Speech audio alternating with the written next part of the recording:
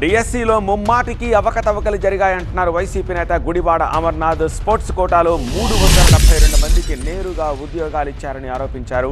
DSC అక్రమాల విషయంలో CBI విచారణపై CM Chandrababu ఎందుకు స్పందించట్లేదని ప్రశ్నించారు. డిఎస్సి అవకతవకలపై అసెంబ్లీలో తండ్రి కొడుకులు అబద్ధాలు మాట్లాడారని అమర్నాథ్ విమర్శించారు. కొడుకును కాపాడుకునేందుకే సీఎం చంద్రబాబు ప్రయత్నిస్తున్నారని అమర్నాథ్ ఆరోపించారు. కొన్ని వారాలుగా చంద్రబాబు నాయుడు గారు ఏంటంటే కొడుకుని ఏ రకంగా కాపాడుకోవాలి, డిఎస్సిలో జరిగినటువంటి అక్రమాల మీద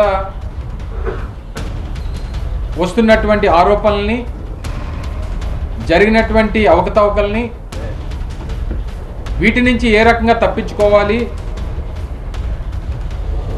ఏ రకంగా రాజకీయంగా బయటపడాలి అనేటువంటి ప్రయత్నం మాత్రమే ఏ ప్రసంగంలోనన్నా ఏ సభలోనన్నా కనబడతా ఉంది.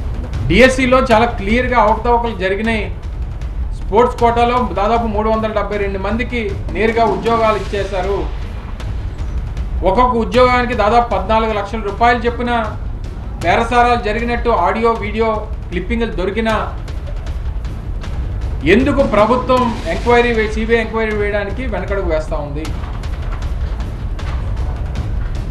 దీన్ని ప్రభుత్వం ఎందుకు సిబిఐకి లేఖ రాయడానికి వెనకడుగు వేస్తూ ఉంది?